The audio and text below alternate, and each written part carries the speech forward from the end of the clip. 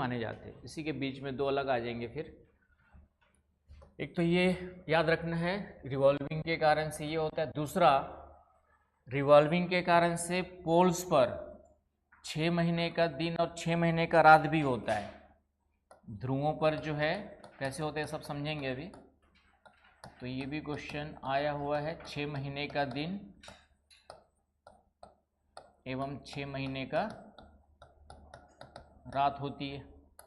6 month आपका day and night, 6 month day and 6 month night, और 8 poles.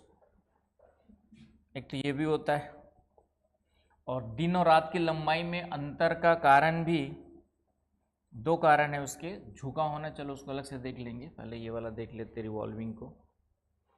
इसके लिए 6 महीने का दिन और 6 महीने के लिए दो कारण आएंगे। एक तो रिवॉल्विंग मोशन आएगा पहला, परिक्रमण गति तो है ही है रिवॉल्विंग मोशन। दूसरा कारण झुका होना भी है, पृथ्वी का अपने अक्ष पे टिल्टेशन ऑफ अर्थ, झुका होना। किसका झुका होना समझ ही जाएंगे, पृथ्वी का 23.5 डिग्री झुका होना भी उसका एक कारण है। उसी प्रकार दिन और रात की जो लंबाई में परिवर्तन होता है वो भी दोनों कारणों से होता है, दिन और रात की लंबाई में परिवर्तन।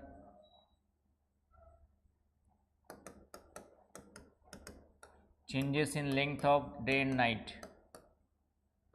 Changes in length of day and, तो ये भी जो है, हाँ इसको थोड़ा सा, इसमें आपका जो है 6 month day and 6 month night, 8 poles. आया समझ में।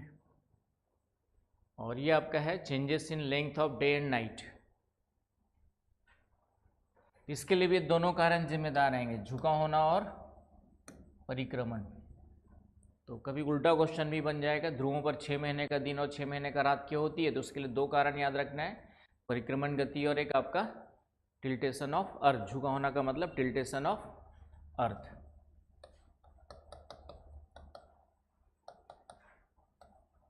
ठीक है, रिवॉल्विंग, रिवॉल्विंग, ठीक है, ये है ना परिक्रमण रिवॉल्विंग। धीरे धीरे हो जाएगा, हिंदी और इंग्लिश दोनों दिमाग में आ जाएंगे। ठीक है, चले। वैसे इंग्लिश मीडियम वाले कितने हैं, मेजॉरिटी किसकी देख लूँ जरा। ठीक है, और बाकी हिंदी, मेजॉरिटी इंग्लिश वालों की है, मेजॉरिटी इंग्लिश वालों की हो गई है, और भी नहीं आए हैं कुछ। ठीक है, changes in length of day and night. ठीक है, changes in length of day and night. चलिए थोड़ा सा स्पीड बढ़ाइए, धीरे धीरे चलो आगे। अब आते हैं हम लोग पृथ्वी का झुका होना और उसका क्या रोल पड़ता है उसमें।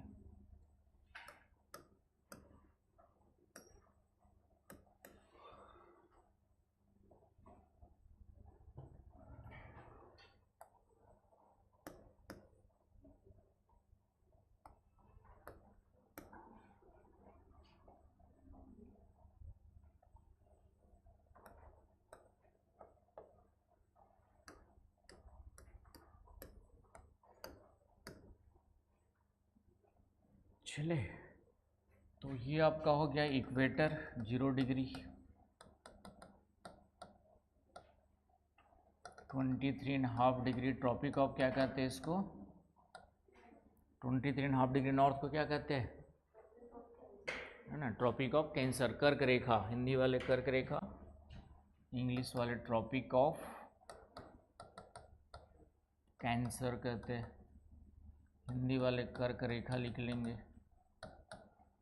उसी प्रकार साउथ में जो 23.5 डिग्री होता है उसको क्या कहते हैं, ट्रॉपिक ऑफ कैप्रिकॉन, मकर रेखा, हिंदी में कहते हैं मकर रेखा ना। बनाते जाओ जल्दी जल्दी, साथ साथ में।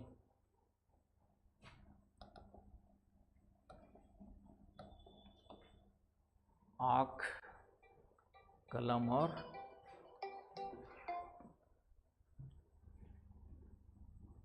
बाकी चीज़ें फिर से सेम यहाँ पे रहेंगी आपका ये।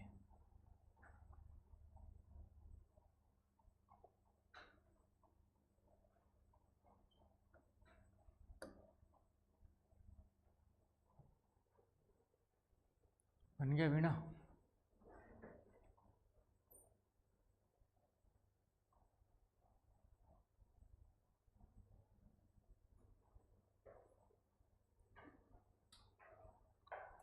चले आगे। तो सब में बाकी चीज़ें वैसी रहेंगी। क्रॉप ये आपका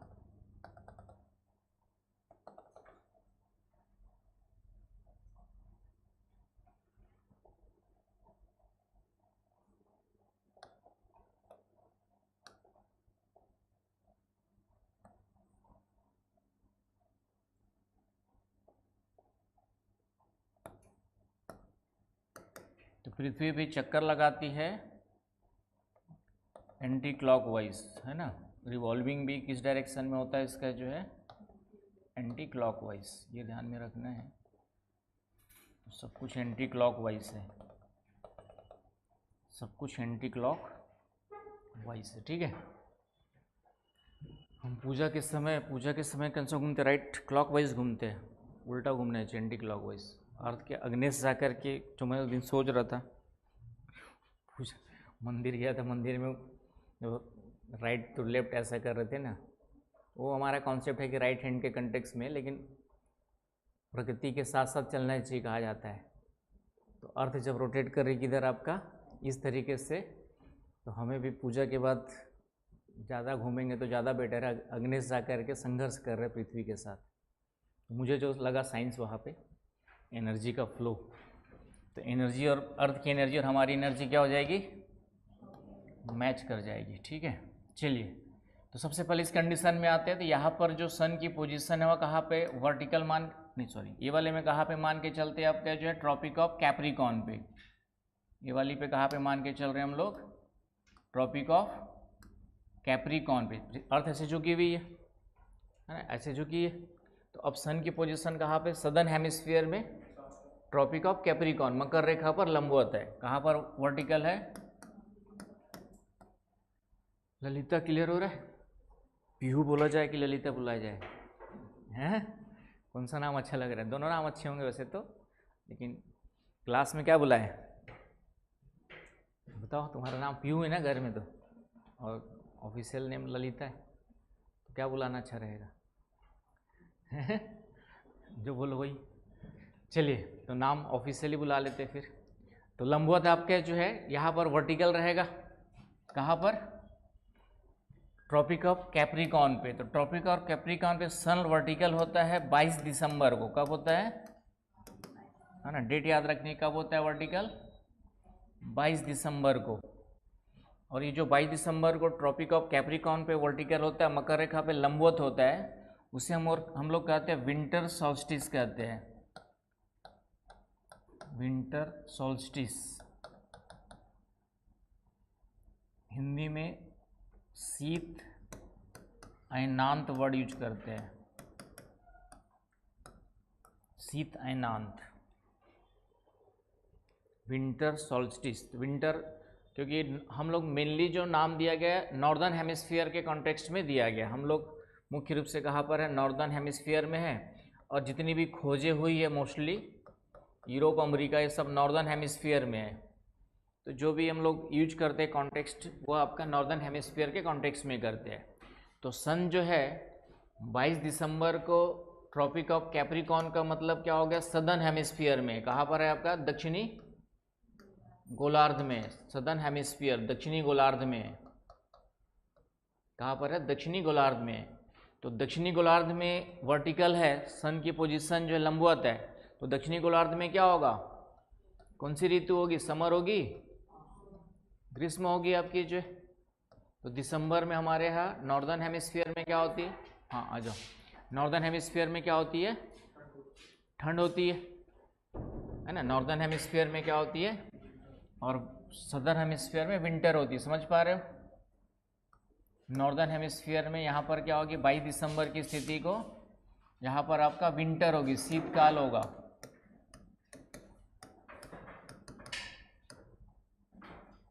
विंटर। श्रेया समझ में आ रहा है?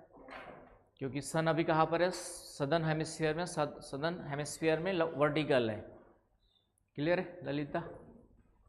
समझ पा रहे हो ना भाई कि सन की पोजीशन कहाँ पर है? सदर्न हेमिस्फीयर में है। तो सदर्न हेमिस्फीयर का टेम्परेचर ज़्यादा होगा, इसलिए सदर्न हेमिस्फीयर में कौन सी सीजन हो गया आपका? समर हो गया, ग्रीष्म ऋतु हो गया।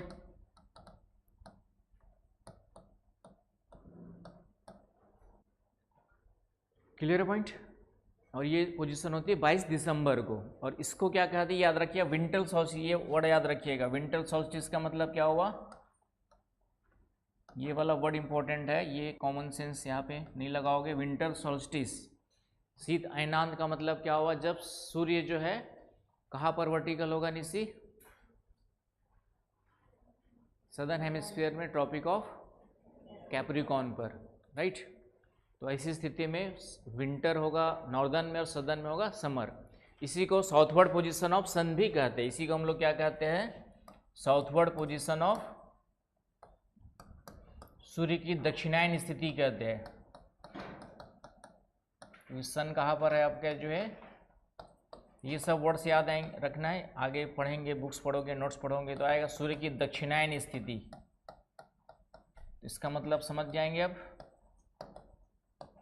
है ना? कहीं पे लिखा रहेगा सूर्य की दक्षिणायन स्थिति के कारण, है ना, ड्यू टू सदर्न या साउथवर्ड पोजीशन ऑफ सन के कारण।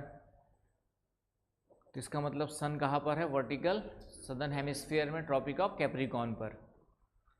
तो यहाँ तक समझ में आ गया ऋतु वाला कि यहाँ पे कौन सी ऋतु होगी? नॉर्दर्न में विंटर और सदर्न में समर। और इसको विंटर सॉल्स्टिस कहते हैं। ये पॉइंट याद रखना है बार बार।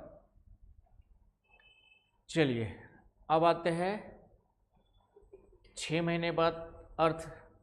6 महीने बाद अर्थ कहाँ पर आ जाएगी? इस पोजीशन में आ जाएगी 6 मंथ के बाद आपका 6 मंथ बाद आएगी, 3 मंथ बाद आएगी। हाँ तो फिर 6 मंथ में क्या है मुंडे हिलाए हो 3 मंथ्स के बाद यहाँ पर आ जाएगी, 3 महीने बाद, फिर 6 महीने बाद या 6 महीने बाद यहाँ पर आएगी और फिर 6 महीने बाद फिर से अपनी पोजीशन। 12 महीने होंगे ना आपका जो है, तो 3 महीने बाद यहाँ पर आएगी। तो 3 महीने बाद जब यहाँ पर आती है तो अब सन की जो पोजीशन है वर्टिकल कहाँ पर हो गई? इक्वेटर पर। कहाँ पर वर्टिकल हो गई? इक्वेटर पर।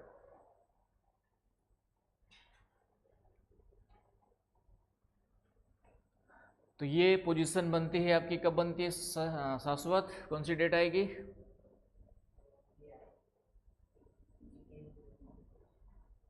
कब आएगी?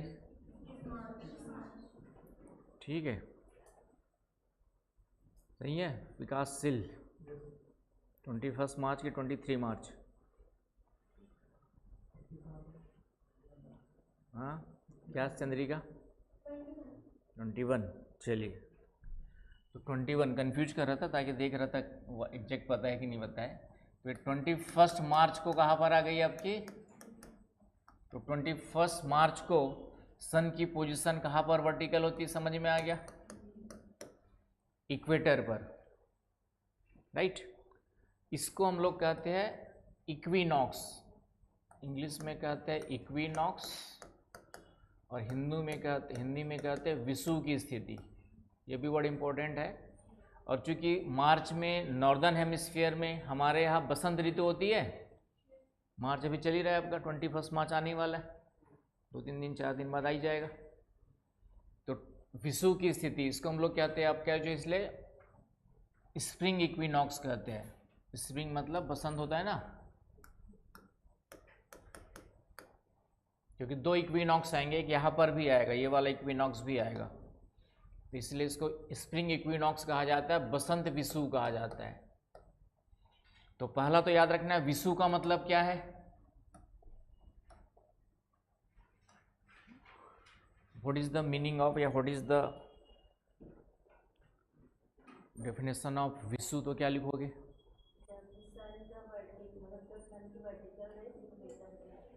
ठीक है, the position of sun vertical over the equator, है कि नहीं?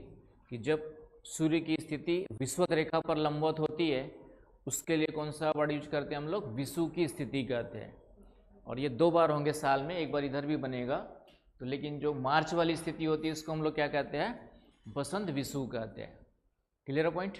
तो क्वेश्चन आएगा बसंत विषुव कब होता है, तो 21 मार्च की स्थिति होती है। अब यहाँ पे सन की पोजीशन बीचों बीच में है, कहाँ पर है, इक्वेटर पर है, बीचों बीच में, सेंट्रल पार्ट में है। तो इसलिए दोनों ही हेमिस्फीयर में टेम्परेचर लगभग क्या होगा, इक्वल होता है, ना बहुत ज़्यादा ना बहुत कम होता है, ना विंटर होती है ना समर होता है ना। लेकिन मैंने कहा समर पोजीशन बोल देते हैं, लेकिन यहाँ पर इसीलिए इसको बसंत ऋतु भारत में, या मुख्य रूप से हम इसको क्या कहते हैं, बसंत ऋतु कहते हैं। बसंत ऋतु का मतलब ही होता है मॉडरेट टेम्परेचर, ना तो ज़्यादा ना मध्यम तापमान, दोनों गोलार्धों में होता है। मीडियम टेम्परेचर या मॉडरेट टेम्परेचर होता है दोनों गोलार्धों में। लेकिन हम इसको नाम नॉर्दर्न हेमिस्फीयर में क्या बोलते हैं, ये नॉर्दर्न हेमिस्फीयर में बसंत ऋतु बोलते हैं। नॉर्दर्न हेमिस्फीयर में क्या बोलते हैं आपका, उत्तरी गोलार्ध में। और इसी समय सदर्न हेमिस्फीयर में कौन सी ऋतु होती है, शरद ऋतु कहते हैं इसको। उत्तरी गोलार्ध में बसंत कहते हैं और सदर्न हेमिस्फीयर में क्या कहते हैं, ऑटम, शरद ऋतु। नाम, लेकिन हम नाम मैंने कहा नॉर्दर्न हेमिस्फीयर के कॉन्टेक्स्ट में ही देते हैं। तो यहाँ पे ऋतु चेंज हो गई, पहले समर और विंटर था, अब ये और स्प्रिंग एंड ऑटम हो गई। स्प्रिंग एंड क्या हो गया, ऑटम, बसंत और शरद ऋतु हो गई। तो ऋतु जो है वहाँ पे विंटर और समर से चेंज होकर के 3 महीने बाद दोनों की मॉडरेट टेम्परेचर, और दोनों की स्थिति क्या होती है, मध्यम तापमान होता है। दोनों का क्या होता है आपके जो है मीडियम टेम्परेचर होता है, ना बहुत ज़्यादा ना बहुत कम। जो भी आप लोग अभी जो स्थिति है, तो ना बहुत ज़्यादा टेम्परेचर लग रहा है ना बहुत कम लग रहा है, धीरे धीरे टेम्परेचर बढ़ रहा है ना। दिन में निकलोगे तो गर्मी लगना स्टार्ट हो गई है, लेकिन सुबह सुबह हल्की ठंड अभी भी होती है। आ रही ना बात समझ में। तो अभी उतना परेशानी नहीं हो रही कि धूप में थोड़ा सा होती है, 1 महीने बाद ज़्यादा होगी। तो यहाँ तक समझ में आ गया क्या क्या बोलते हैं, विषुव क्यों कहते हैं, ऑटम विषुव, सॉरी स्प्रिंग विषुव क्यों कहते हैं, ये सब। अब फिर से आ जाओ 3 महीने बाद की स्थिति में। सबको आ गया ना, किसी को नहीं आया तो बताओ, फिर से समझाऊंगा। और ज़बरदस्ती वंस मोर मत बोलना ठीक है, आ भी गया होगा तो एक बार और बता दो वंस मोर करके। साक्षी आ गया समझ में, क्लियर है कॉन्सेप्ट, है ना। सब क्वेश्चन है कॉन्सेप्ट बेस पर है, कहीं ना कहीं हर जगह काम आएंगे। एक आध क्वेश्चन, 1-2 क्वेश्चन यहाँ से बनते ही बनते हैं, बेसिक ज्योग्राफी है ये, ठीक है, वहाँ से क्वेश्चंस बनते ही बनते हैं। समीर क्लियर हो गया। चलिए अब आ जाओ फिर से 3 महीने बाद ये वाली पोजीशन में। तो अब सन की पोजीशन कहाँ पर आ गई आपकी, है ना, ट्रॉपिक ऑफ कैंसर में आ जाएगी, ये वाली स्थिति में आ गई, राइट। ट्रॉपिक ऑफ कैंसर में 23.5 डिग्री नॉर्थ कर्क रेखा पर।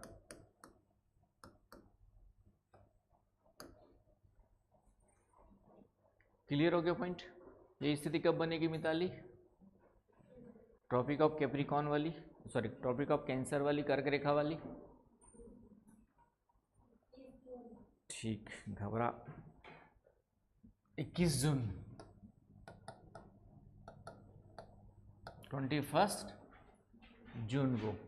तो 21 जून को कर्क रेखा पर सूर्य की स्थिति क्या होती है, ठीक है, घबरा कैंसर मत दो, कॉन्फिडेंस के साथ दो कि हाँ, तो वही तो कन्फ्यूजन नहीं होने चाहिए। एग्जाम में कन्फ्यूजन गलत कर देते हैं आंसर। आगे बस समझ में।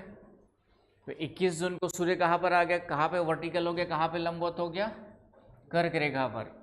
इस स्थिति को कहा जाता है समर सॉल्स्टिस। इंग्लिश में क्या कहा जाता है, समर सॉल्स्टिस कहा जाता है, ग्रीष्म अयनांत।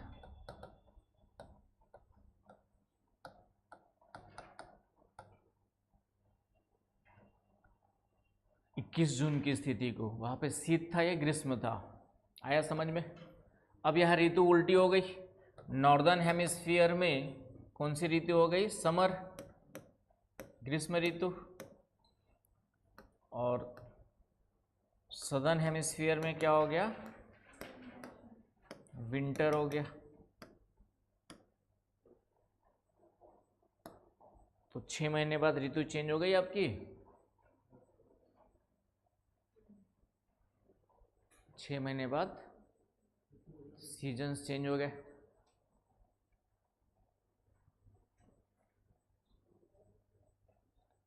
तो ये वर्ड याद रखना है, ग्रीष्म अयनांत।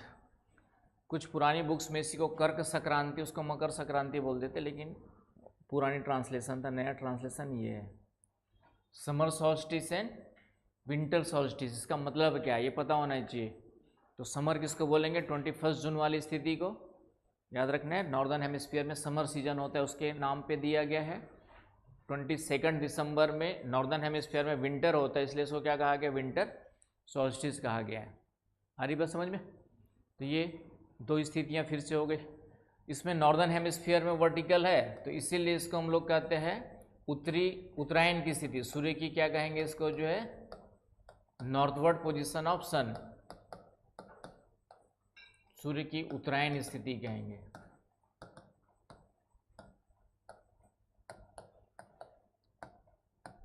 Northward position of sun, northward position of sun कहते हैं। सूर्य की उत्तरायण स्थिति कहा जाता है। तो सूर्य की उत्तरायण स्थिति का मतलब क्या हो गया, 21 जून को सूर्य उत्तरी गोलार्ध में कर्क रेखा पर क्या होता है, लंबवत होता है। उसको हम लोग क्या कहेंगे, सूर्य की उत्तरायण स्थिति या ग्रीष्म अयनांत कहा जाता है, समर सॉल्स्टिस कहा जाता है। क्लियर है पॉइंट। और ऐसी स्थिति में उत्तरी गोलार्ध में गर्मी और दक्षिणी गोलार्ध में क्या होती है। अब इसको क्वेश्चन कैसे बनाएगा, यूपीएससी ऐसे नहीं पूछेगा फैक्ट्स, वो दे देगा कि आप जून के महीने में अप्रैल का टूर बना रहे हो, सॉरी अप्रैल का बोलते, जून के महीने में ऑस्ट्रेलिया का टूर बना रहे हो,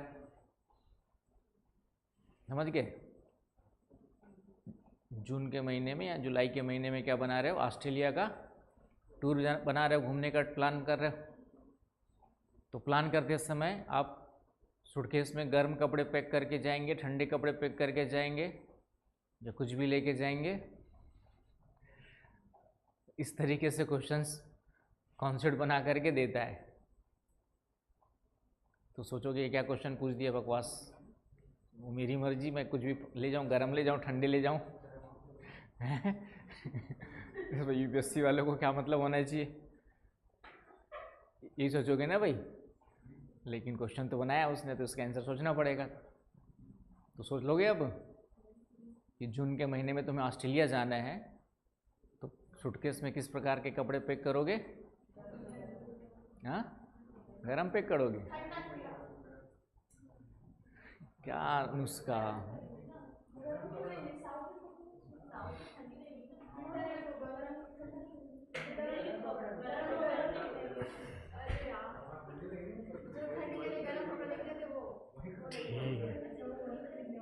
मतलब ठंडी से बचने के लिए गर्म कपड़े पैक करके जाओगे, है ना, क्योंकि ऑस्ट्रेलिया सदर्न हेमिस्फीयर में है ना। ऑस्ट्रेलिया आपका जो है सदर्न हेमिस्फीयर में है, और सदर्न हेमिस्फीयर में भी वहाँ पर क्या स्टार्ट हो रहा है, विंटर स्टार्ट हो रहा है।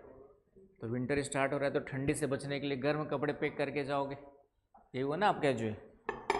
तो थोड़ा सा यहाँ पर इस तरीके से, तो कभी कभी यूपीएससी यदि क्वेश्चन बनाना हो तो इस तरीके से वो आपकी कॉन्सेप्ट बेस पे बनाता है। फैक्चुअल क्वेश्चंस बहुत ही कम रहेंगे, 2 4 5 क्वेश्चन से मैक्सिमम 100 क्वेश्चन में मान के चलिए मैक्सिमम 10 क्वेश्चन ही हो सकते जो फैक्चुअल बेस्ड पे होंगे, जो एकदम टू द पॉइंट फैक्ट्स होंगे। बाकी 90 क्वेश्चंस वो कहीं ना कहीं आपकी समझ और सोच को ही देखना चाहता है कि आपकी चीज़ों के बारे में समझ और सोच कैसी है। तो इसी को बनाना हो तो इस तरीके से बनाएगा क्वेश्चन, जो मैंने आपको एक एग्जाम्पल के रूप में पूछा। तो इसका आंसर बिना पढ़े, जो कॉन्सेप्ट क्लियर नहीं होगा, दे पाएगा क्या, सोचेगा क्या क्वेश्चन बकवास पूछ दिया, ठीक है ना। जैसे एक बार हमको पूछा गया था, एक क्वेश्चन आया था कि यदि पृथ्वी अपना रोटेशन बंद कर दे तो क्या होगा। पृथ्वी यदि अपना रोटेशन बंद कर दे तो क्या होगा।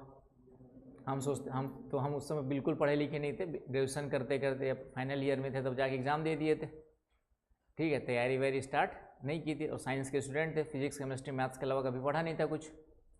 तो सोचिए क्या बकवास क्वेश्चन दे देते, पृथ्वी क्यों अपना रोटेशन बंद करेगी। हम तो यही सोच रहे थे क्या बकवास क्वेश्चन है, ज़बरदस्ती दे दिया पूछ करके, पृथ्वी क्यों रोटेशन बंद करेगी, वो तो घूमते रहेगी हमेशा। तो उसका आंसर क्वेश्चन 4 ऑप्शन दिया रहा होगा उसमें, ये कह दिया रहा होगा दिन और रात में परिवर्तन नहीं होगा, ऋतुओं में परिवर्तन नहीं होगा, 24 घंटे का दिन और 12 घंटे का दिन, 12 घंटे की रातें नहीं होंगी। इस टाइप से 4 ऑप्शन दिया था। तो उसका आंसर समझ में आ गया कि पृथ्वी यदि अपना घूर्णन बंद कर दे तो क्या होगा, दिन और रात में परिवर्तन नहीं होगा। जहाँ दिन है वहाँ दिन ही रहेगा, रात है तो रात ही रहेगा, और जहाँ रात है वहाँ पे फिर जीव जंतु, मनुष्य, पेड़ पौधे रह पाएंगे क्या? नहीं पाएंगे, सूर्य का प्रकाश ही नहीं होगा। तो आधे में जीवन होगा, आधे में जीवन, ये भी ऑप्शन ये भी बना सकता है। मैंने कहा ना कि दिन और रात में परिवर्तन वाला ऑप्शन नहीं दिया, बोलेगा आधे भाग में जीवन होगा, आधे भाग में जीवन, ये भी आंसर हो सकता है इसका जो। हाँ मतलब होगा जीवन, लेकिन अंधेरे वाले जीवन होगा, मतलब कुछ जीव, इतनी डाइवर्सिटी नहीं होगी। सिर्फ जो सूर्य के प्रकाश की अनुपस्थिति में जीवित रह सकते हैं वही, खास करके जो समुद्र के अंदर होंगे तैरने वाले। लेकिन पेड़ पौधे तो सूर्य की उपस्थिति चाहिए ही चाहिए। प्लांट चाहे वो काई भी हो या आपका एल्गी भी हो, तो उसके लिए भी आपको थोड़ा बहुत सनरेज चाहिए है कि नहीं? तो जितने भी ग्रीन प्लांट्स है बिना सनरेज के फोटोसिंथेसिस नहीं कर सकते। तो ग्रीन प्लांट्स नहीं होंगे तो उसको खाने वाले छोटे मोटे शाकाहारी जानवर से लेके फिर अदर चैन, फूड चेन नहीं बनेगी। तो इतनी डाइवर्सिटी नहीं बनेगी। हाँ, छोटे मोटे बैक्टीरियाज है जो डार्क में भी जीवित रह सकते हो, सब भले बन सकते हैं। लेकिन एक मोटा मोटी देखेंगे तो आधे में जीवन होगा, आधे में जीवन अच्छे से विकसित होगा, आधे में जीवन अच्छे से विकसित नहीं होगा। एक ऑप्शन ये भी बनता है। तो इस तरीके से भी क्वेश्चंस आपके यूपीएससी वाले पेपर्स में बनते हैं। एनीवे, तो ये वाला हो गया आपका 21 जून वाली स्थिति। सबको समझ में आ गया होगा, कोई डाउट नहीं होना चाहिए किसी को। अब आ जाओ फिर से 3 महीने बाद कौन सी स्थिति में, ये वाली स्थिति में। तो फिर से ये वर्टिकल स्थिति आ गई कहाँ पर, इक्वेटर पर। ये बनती है 23 सितंबर को, और इसमें भी इक्वेटर पे वर्टिकल हो गया। कहाँ पर वर्टिकल हो गया आपका, इक्वेटर पे। तो इसको भी विषु कहते हैं। बस सितंबर में हमारे यहाँ मतलब नॉर्दर्न हेमिस्फीयर में शरद ऋतु होती है, तो इसलिए शरद विषु बोल देते हैं। इसको क्या बोल देते हैं हम लोग, शरद विषु, ऑटम इक्विनॉक्स कहते हैं, ऑटम इक्विनॉक्स कहते हैं।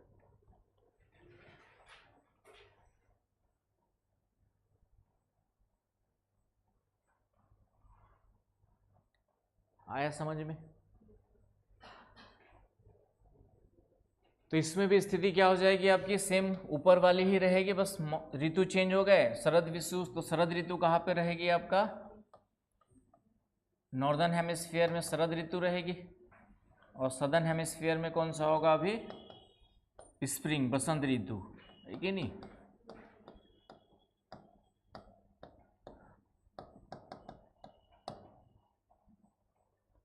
तो इस तरीके से इक्वेटर पे 2 बार वर्टिकल होता है सूर्य,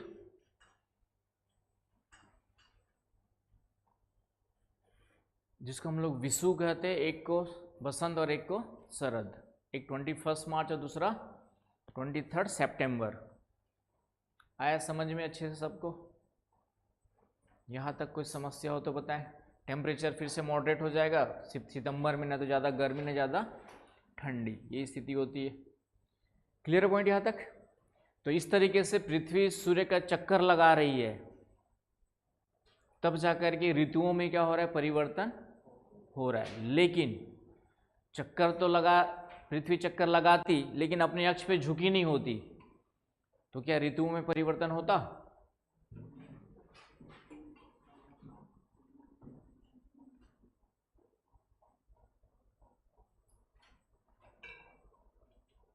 ये भी क्वेश्चन बना हुआ है।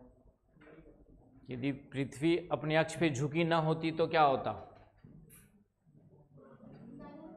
ऋतुओं में परिवर्तन नहीं होता। क्योंकि सीधी पृथ्वी होती तो सूर्य चक्कर भी लगाती है सूर्य के चारों, तो हमेशा सूर्य की किरणें सभी जगह समान रूप से इक्वली पड़ते रहती, उसमें चेंजेस नहीं होता। कि चेंजेस क्या होता है, क्योंकि पृथ्वी से झुकी हुई है, तो इसलिए कभी कर्क रेखा पे लंबवत, कभी मकर रेखा पे लंबवत, कभी विषुवत रेखा पे लंबवत सूर्य की स्थिति बनती है। आ रही बात समझ में? यदि पृथ्वी सीधी होती तो सूर्य के चारों ओर चक्कर भी लगाती तो भी सूर्य की किरणें सभी जगह समान रूप से सालों भर पड़ती। आ रही बात समझ में? तो ऋतुओं में परिवर्तन नहीं होता था। ये भी एक क्वेश्चन बनेगा आपका यदि यूपीएससी बनाएगा तो ऐसे ही क्वेश्चन बनाएगा, यदि पृथ्वी अपने अक्ष पे झुकी नहीं होती तो क्या क्या होता और क्या क्या नहीं होता। अक्ष पे झुकी नहीं होती, पृथ्वी जो अपने अक्ष पे झुकी नहीं है तो क्या होता और क्या नहीं होता।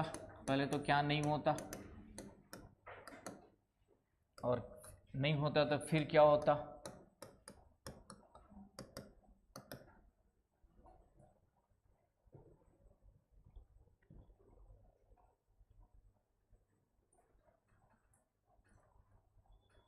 क्लियर है। तो क्या नहीं होता, ऋतुओं में परिवर्तन नहीं होता, ऋतुओं में परिवर्तन नहीं होता। तो फिर क्या होता, सालों भर सब जगह समान ऋतु होती कि नहीं होती। सभी जगह क्या होती, समान, इक्वल या सिमिलर, सेम आपका सीजन्स होते सालों भर। समझ पा रहे हो, सेम सीजन्स होते आपके जो सालों भर। डिम्पी क्लियर हो रहा है। इसके अलावा और क्या होता है उसको समझते हैं। ये जो पृथ्वी झुकी हुई है उसके कारण से ही ध्रुवों पर 6 महीने का दिन और 6 महीने का रात होता है। समझ गए। पृथ्वी जो है अपने अक्ष पे झुकी हुई है, इसीलिए ध्रुवों पर क्या होता है, जैसे ये वाली पोजीशन है तो यहाँ पर चाहकर भी सूर्य की किरणें यहाँ पे पहुँचेंगी क्या, नहीं पहुँचती है। सूर्य की किरणें सिर्फ यहाँ तक पहुँचेंगी, है कि नहीं। तो यहाँ पे क्या होगा, जब तक कि पृथ्वी यहाँ तक नहीं आएगी तब तक यहाँ पे इस पोजीशन में 6 महीने का क्या हो जाएगी, यहाँ पे रात हो जाएगी। रात ही रात रहेगी, दिन कभी होगा ही नहीं यहाँ पे। आ रही बात समझ में, समझ में आ रहा है ना, जो नए बच्चे सभी लोग, कि वहाँ पे क्या होगी, रात, यहाँ दिन होगा ही नहीं। धीरे धीरे कम होते जाएगा, समय कम होगा, लेकिन एग्जैक्ट ये पोजीशन की बात करेंगे तो यहाँ पे यहाँ से यहाँ तक आने में 6 महीने का रात मान के चल रहे, एग्जैक्ट पोल की बात कर रहे हैं। आ रही बात समझ में।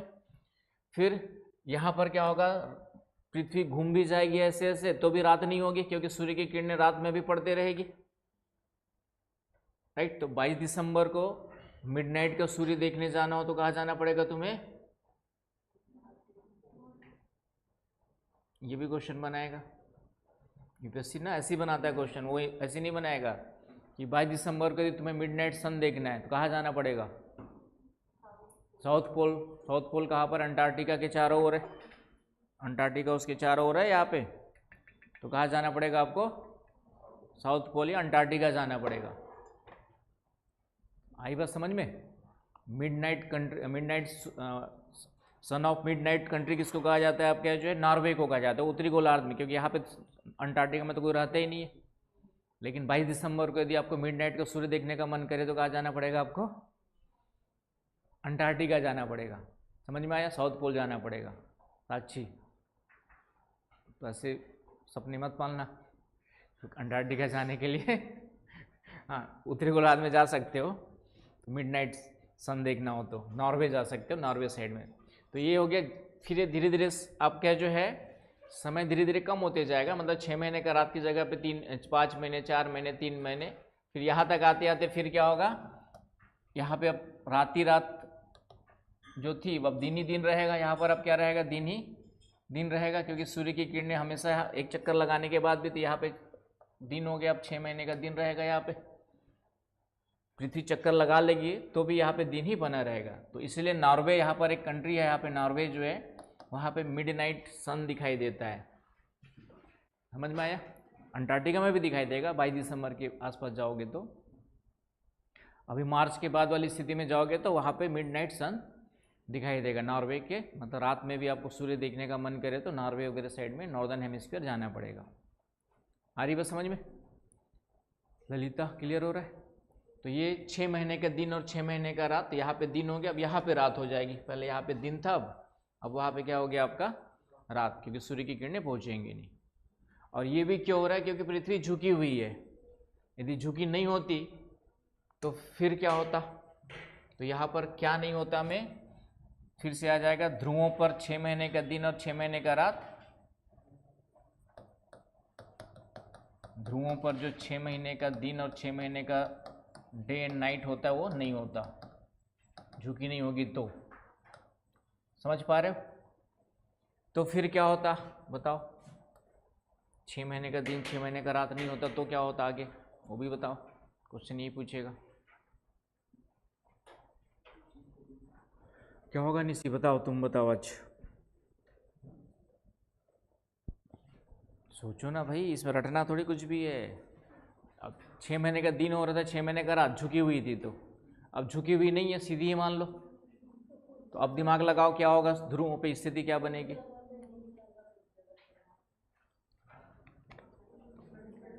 एग्जैक्टली पोल की स्थिति बता दो, पोल पे क्या होगा।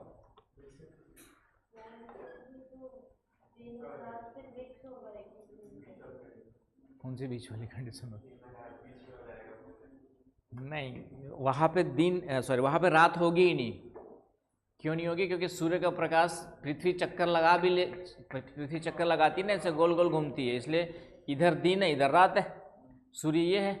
तो यहाँ पर तो हमेशा सूर्य का प्रकाश पहुँचते ही रहेगा, तो ध्रुवों पर रात ही नहीं होगी कभी, ध्रुवों पर कभी, है ना। यही ऐसी क्वेश्चन ये वाला बना देता यूपीएससी, तो अभी तुम लोग क्या कर देते, वहाँ जाके क्या करते, सर को गाली देते, सर ने तो ऐसा कुछ पढ़ाया नहीं हम लोग को। सबसे पहला तो वही थॉट्स आता तुम लोग के दिमाग में, ध्रुवों पर रात ही नहीं होती, दिन ही दिन रहता, तो मज़ा आता है कि दुखी हो गए। बताओ, दिन ही दिन रहेगा तो सोने नहीं मिलेगा ना, दिन में सोना पड़ेगा। समझ गए? तो इस तरीके से भी क्वेश्चंस बनते हैं। तो ये तो हो गया, यदि पृथ्वी अपने अक्ष पे झुकी ना हो तो क्या नहीं होगा और क्या होगा। तो ये कोई भी क्वेश्चन आएगा मेरे ख्याल से यहाँ से आंसर निकाल लोगे आप लोग, और इसके बाद भी नहीं निकाल पाओगे तो फिर मुझे गाली मत देना, दोगे तो भी फिर भगवान बचा लेगा मेरे को, क्योंकि मैंने तो बताया था यहाँ पे क्लास में। ठीक है, उसके बाद नहीं बनाया तो तुम्हारी गलती हुई ना भाई। चलिए, तो ये एक तो ये हो गया। उसी प्रकार का भी क्वेश्चन आ जाए कि पृथ्वी घूर्णन करना बंद कर दे तो क्या होगा, तो दिन और रात नहीं होंगे, है ना। यदि एक चीज़ और यहाँ पर होगा, यदि पृथ्वी अपने अक्ष पे झुकी नहीं होगी तो दिन और रात की लंबाई में क्या अंतर होगा, दिन और रात की लंबाई सेम होगी सभी जगह, सारों भर। समझ गए? तो यहाँ पे एक चीज़ और लिख सकते हो, क्या नहीं होगा, तो दिन और रात की लंबाई में अंतर नहीं होगा, no difference in length of day and night. आया समझ में? क्योंकि समर और विंटर होता है कि नहीं, उसी कारण से होता है। तो समर में दिन की लंबाई ज़्यादा होती है, विंटर में कम होती है, तो दिन और रात की लंबाई में अंतर भी नहीं होगा, सभी जगह दिन और रात बराबर बराबर 12-12 घंटे के रहेंगे। आया समझ में? इसका उल्टा यहाँ पे हो जाएगा, क्या होगा, तो फिर दिन और रात की लंबाई क्या होगी, समान लंबाई के होंगे, समान लंबाई के डे एंड नाइट होंगे। तो ये इस तरीके से भी क्वेश्चंस उल्टा करके बनाता है, तो उसका आंसर भी कैसे निकल जाएगा, समझ में आ गया, है ना। ये नहीं सोचोगे कि ये क्या क्वेश्चन बना दिया बकवास, या फिर ये मत सोचो कि सर ने इस टाइप से कुछ बताया ही नहीं था हम लोग को, तो बस क्या होता है बता दिया था, क्या नहीं होता है नहीं बताया था, तो इसलिए मैं पहले से ही बता दिया हूँ। एनीवे, अब हम लोग फिर से इंसोलेशन पे आते हैं। तो ये पृथ्वी के घूर्णन के कारण से डेट याद रखना है, क्या क्या किसको क्या क्या कहते हैं सब याद रखना है। पुराने बच्चों का रिवीजन हो गया होगा, नए बच्चों को समझ में आ गया होगा। तो सूर्यताप पर इसका क्या प्रभाव पड़ेगा, तो पृथ्वी के परिक्रमण गति के कारण से ऋतुओं में परिवर्तन होता है, और ऋतुओं में परिवर्तन के कारण से दिन और रात की लंबाई में परिवर्तन होता है। तो सूर्यताप क्या होगा आपका, ग्रीष्म काल में ज़्यादा होगा, ग्रीष्म काल की स्थिति में इंसोलेशन क्या हो जाएगा, बढ़ जाएगा, और विंटर में इंसोलेशन क्या हो जाएगा आपका, कम हो जाएगा। तो इस तरीके से रिवॉल्विंग मोशन के कारण से, परिक्रमण गति के कारण से मौसम या ऋतु में परिवर्तन होता है, जिससे इंसोलेशन की मात्रा भी क्या होती है, चेंज हो जाती है। आया समझ में? तो इसलिए परिक्रमण गति का प्रभाव भी पड़ता है इनडायरेक्टली, और झुके होने का प्रभाव भी पड़ता है। तो दिन और रात की लंबाई यहाँ तक समझ में आ गया। इसी के साथ एक और स्थिति आती है उपसौर और अपसौर की स्थिति। परिक्रमण गति के साथ साथ ही एक उपसौर और अपसौर की स्थिति बनती है, उसको डिस्कस करते हैं। यहाँ तक समझ में आया नहीं आया? चलिए, अब यहाँ पे जो है ध्यान रखना है कि जो पृथ्वी चक्कर लगाती है सूर्य का, वह वृत्ताकार लगाती है कि दीर्घ वृत्ताकार लगाती है ना? इलिप्टिकल शेप में होता है ना? वो भी कंप्लीटली इलिप्टिकल नहीं है, बस स्फेरिकल बोलते हैं। पृथ्वी का जो चक्कर लगाने का जो पाथ है, ऑर्बिट है ना? ऑर्बिट कहते हैं, जो चक्कर लगाते हैं उसको क्या कहते हैं? ऑर्बिट। हिंदी में ऑर्बिट को ऑर्बिट ही बोलेंगे क्या? कक्ष या कक्षा। तो इसकी जो कक्षा है, ऑर्बिट है, वह दीर्घवृत्ताकार है। क्या है आपका? दीर्घवृत्ताकार, या आपका जो है इंग्लिश में स्फेरिकल और इलिप्टिकल दोनों वर्ड यूज करते हैं। इलिप्टिकल है या स्फेरिकल है। हिंदी में दीर्घवृत्ताकार है।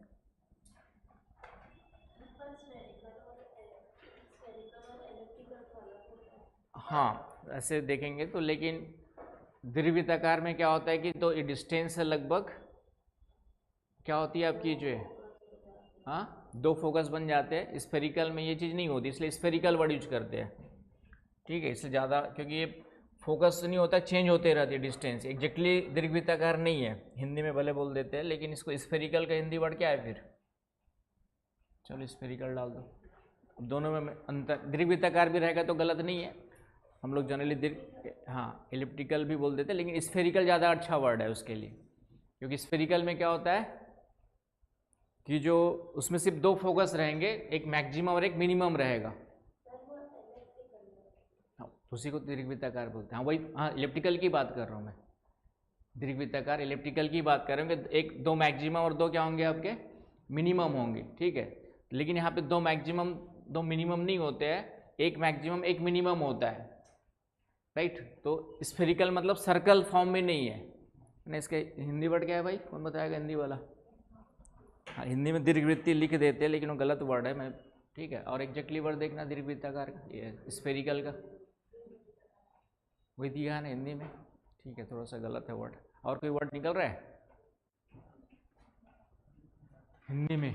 इंग्लिश में दो वर्ड हमारे पास, इलिप्टिकल अलग है, स्फेरिकल अलग है, लेकिन हिंदी में हाँ गोलाकार तो और नहीं होगा। ठीक है, स्फेयर मतलब गोला ही होता है वैसे तो, नहीं स्फेयर मतलब गोलाकार, गोला ही होता है वैसे तो। गोलाकार लिख रहे हो भी सही, लेकिन यहाँ पे वर्ड भी फिट नहीं करेगा। चलिए ठीक, गोल एक होता है वृत्ताकार। वृत्ताकार समझते हो? सर्कल शेप में, सर्कल फॉर्म में। तो सर्कल फॉर्म में क्या होता है? सर्कल में होता है कि डिस्टेंस सभी जगह क्या होगी? इक्वल होती है ना। सर्कल में ये होगा ना भाई, रेडियस क्या होगी आपकी? इक्वल होगी। सन है, अर्थ रोटेट कर रही है, तो ये डिस्टेंस क्या होगी आपकी? एक पर्टिकुलर फिक्स्ड होगी। लेकिन ये फिक्स्ड नहीं होती है, इस तरीके से होती है आपकी जो है, इसलिए इसको क्या कहते हैं? स्फेरिकल कहते हैं हम लोग, है ना। हिंदी में भी स्फेरिकल लिख देना, ज़्यादा बेटर वर्ड वही है। तो इसमें क्या होता है, स्फेरिकल होने के कारण से अर्थ और सन के बीच की दूरी चेंज होती रहती है। आ रही बात समझ में? अर्थ और सन के बीच की दूरी क्या होती है? चेंज होती है। तो साल में एक बार मैक्सिमम और एक बार मिनिमम हो जाती है। तो हेडिंग डाल लीजिए अपसौर और उपसौर की स्थिति, इसको अलग से भी हेडिंग डाल के लिख सकते हो, अपसौर एंड उपसौर। ये भी परिक्रमण और दीर्घवृत्ताकार या स्फेरिकल परिक्रमण के कारण से होती है। एपिहीलियन एंड पेरीहीलियन, इंग्लिश वर्ड भी याद रखना, हिंदी वाले हिंदी में दे देगा एपिहीलियन लिख देगा। क्या लिख देगा?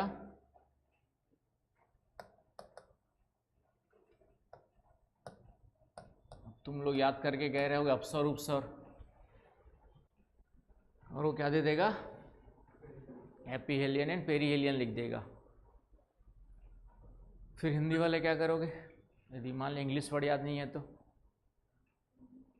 फिर से भगवान को याद करोगे, नहीं तो मेरे को गाली दोगे कि सर ने नहीं पढ़ाया था, है कि नहीं?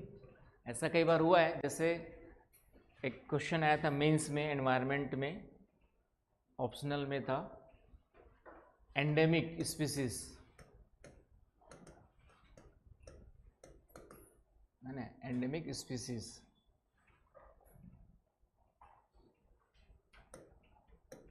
तो ये एंडेमिक का हिंदी होता है स्थानिक प्रजाति। हिंदी क्या होता है इसका? स्थानिक प्रजाति बोलते हैं। और हिंदी में भी लिख दिया एंडेमिक स्पीसीज क्या होती है, उदाहरण से स्पष्ट कीजिए, समझ गए? और हम लोग रट के गए थे स्थानिक स्थानिक स्थानिक स्थानिक प्रजाति रट के गए थे। एंडेमिक वर्ड हमको इंग्लिश में नहीं पता था, तो बाद में आके देखा कि यार एंडेमिक तो स्थानिक को ही कहते हैं। तो हमारा 10 नंबर का क्वेश्चन सीधा सीधा पता होते हुए भी गलत हो गया, क्योंकि स्थानिक लिखा रहता तो हम आंसर लिख लेते। ऐसी एक दो क्वेश्चन प्रीलिम्स में भी कई बार उल्टे वर्ड्स, क्वाड्रेचर, जैसे ज्वारभाटा पढ़ेंगे तो क्वाड्रेचर वर्ड है, हिंदी में कहते हैं समकोणीय स्थिति, वो इंग्लिश में क्वाड्रेचर हिंदी में भी क्वाड्रेचर लिख दिया। अब हमने कभी ध्यान ही नहीं दिया उसके समकोणीय की स्थिति को क्वाड्रेचर बोलते होंगे, ज़्यादा से ज़्यादा राइट एंगल ढूंढ रहे थे, वो भी नहीं मिला ऑप्शन में। तो न चाहते एक क्वेश्चन आपका वहाँ पे क्या हो गया। तो हिंदी वाले, इसीलिए मैंने कहा कि इंग्लिश कुछ टर्मिनोलॉजी है उसको साथ साथ याद करते रहना है। तो एपिहिलियन और पेरिहिलियन क्या होता है उसको देखते हैं। तो सबसे पहली बात है कि पृथ्वी का जो मार्ग है, ऑर्बिट है, वह क्या है आपका? स्फेरिकल है ना। हिंदी में दीर्घवृत्ताकार लिख देते, लिख सकते हो, कोई नहीं है, स्फेरिकल है। क्या है आपका जो है? स्फेरिकल। स्फेरिकल मतलब आपका कम ज़्यादा होते रहता है, एग्जैक्ट फिक्स नहीं है। आ रहा है वो समझ में? एग्जैक्ट फिक्स नहीं है डिस्टेंस जो है, लेकिन एक बार आपका मैक्सिमम डिस्टेंस हो जाती है सन और अर्थ के बीच में, और एक बार आपका मिनिमम डिस्टेंस हो जाती है, कहीं पर भी ले लो, मिनिमम अर्थ और सन के बीच में मिनिमम डिस्टेंस, है ना। तो मैक्सिमम और मिनिमम का मतलब यहाँ पर क्या है कि एवरेज डिस्टेंस कितनी है पृथ्वी और सूर्य की, उससे ज़्यादा और उससे कम। Average distance between earth and sun, ये है आपका 14.9 करोड़ किलोमीटर, है ना। वो 10⁻⁴ वाले में कन्वर्ट कर लेना, जो मैंने याद किया हुआ इस तरीके से याद किया हुआ है, 14.9 करोड़ किलोमीटर। ये क्या हो गई? एवरेज डिस्टेंस हो गई, है ना। बनाओ, जल्दी जल्दी बना लिया करो, तुरंत तुरंत, ठीक है। तो जब मैक्सिमम होता है तो ये डिस्टेंस बढ़ करके हो जाती है 15.2 करोड़ किलोमीटर। कितनी हो जाती है?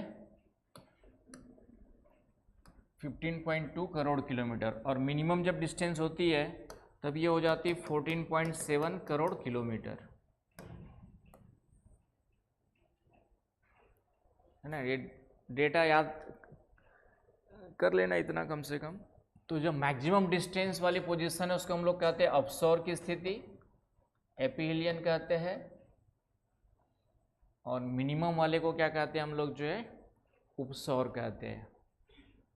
एपी हिंदी वाले आते हैं अप, अप मतलब दूर, अप दूर, उप मतलब पास, उप मतलब पास बैठना, पास होता है। उपनिषद का मतलब होता है पास बैठना, उपनिषद गुरु के पास बैठना, समझ गए।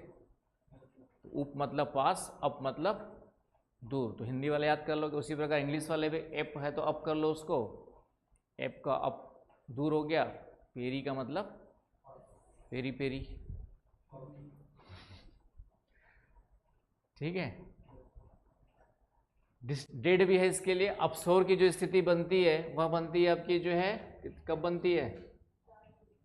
4 जुलाई को। और उपसौर की स्थिति बनती है 3 जनवरी को, है ना। अलग अलग लिख दूंगा मैं, वैसे तो समझ पा रहे हो?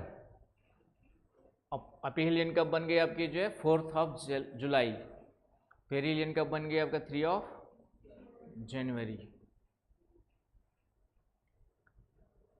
आया समझ में? तो ये अपसौर और उपसौर की स्थिति समझ में आ गई सभी को? किसी को कोई कन्फ्यूजन है तो बताएं।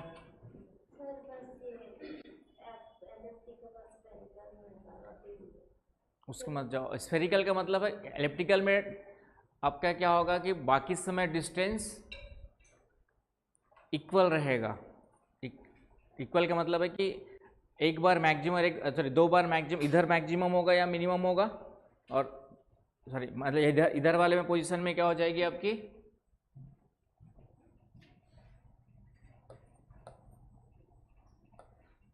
ये मिनिमम हो जाएगा और इधर आपका मैक्सिमम हो जाएगा। ठीक है, तो 2 बार मैक्सिमम और 2 बार क्या हो जाएगा आपका मिनिमम होगा, तब इसको हम लोग क्या कहेंगे। लेकिन ऐसा नहीं होता, सिर्फ एक ही बार जाता है, है ना। ऐसे बाकी समय में लगभग आपका ये वाली यहाँ से यहाँ तक डिस्टेंस क्या होगी इक्वल होगी, है कि नहीं। लेकिन इसमें नहीं होता, वो इक्वल हमेशा डिस्टेंस क्या होती रहती है आपकी चेंज होती रहती है। और 2 बार मैक्सिमम 2 बार मिनिमम नहीं होता है, यहाँ पे सिर्फ एक ही बार मैक्सिमम डिस्टेंस पे जाती है 4 जुलाई को, और 3 जनवरी को अर्थ एंड सन क्या हो जाते हैं मिनिमम डिस्टेंस पर आ जाते हैं, इसलिए उसको स्फेरिकल वर्ड यूज किया गया है। Clear point? तो ये हो गया आपका aphelion and perihelion. Distance average याद कर लेना, कहीं काम आएगा। 40 इतना कम से कम पृथ्वी और सूर्य की दूरी नाप सकते हो, 2-3 बार पढ़ोगे तो याद हो जाएगा। एवरेज हो गया 14.9 करोड़ किलोमीटर, है ना। उसी को फिर वो 10⁻⁴ उसमें भी दे देता है, तो 1.49 इंटू कितना रेंज टू पावर होगा, इसको कन्वर्ट करोगे तो मैथ्स वाले कर लेना, कर लोगे। इस 14.9 करोड़ को 1.49 इंटू 10⁻⁴ लिखना हो तो भी लिख सकते हो ना वो जाके। तो हो सकता है करोड़ ना लिख करके इस तरीके से दे देगा कि पृथ्वी और सूर्य की एवरेज डिस्टेंस कितनी है, तो 1.49 इंटू 10⁻⁴ निकाल लो, और 1.47 हो जाएगा, 1.52 हो जाएगा। ठीक है, लेकिन मैंने इजीली तरीके से ऐसे याद रखा है। ठीक है, क्योंकि 10⁻⁴ वाला फिर वो गड़बड़ हो जाता है, कभी 6 याद आया, कभी 7 याद आया, कभी 8 याद आ गया, तो बाकी वहाँ कन्वर्ट कर सकते हो। ठीक है, करोड़ के बराबर 0 लगा दो, 14.9 करोड़ इकाई दहाई सैकड़ा करते हुए करोड़ तक ले जाओ 0 लगाते हुए। अब फिर बाद में एक इधर 1 पॉइंट इधर भी खिसक रहा था, एक 0 और उधर लग जाएगा, है कि नहीं। तो इस तरीके से कन्वर्ट कर लेना।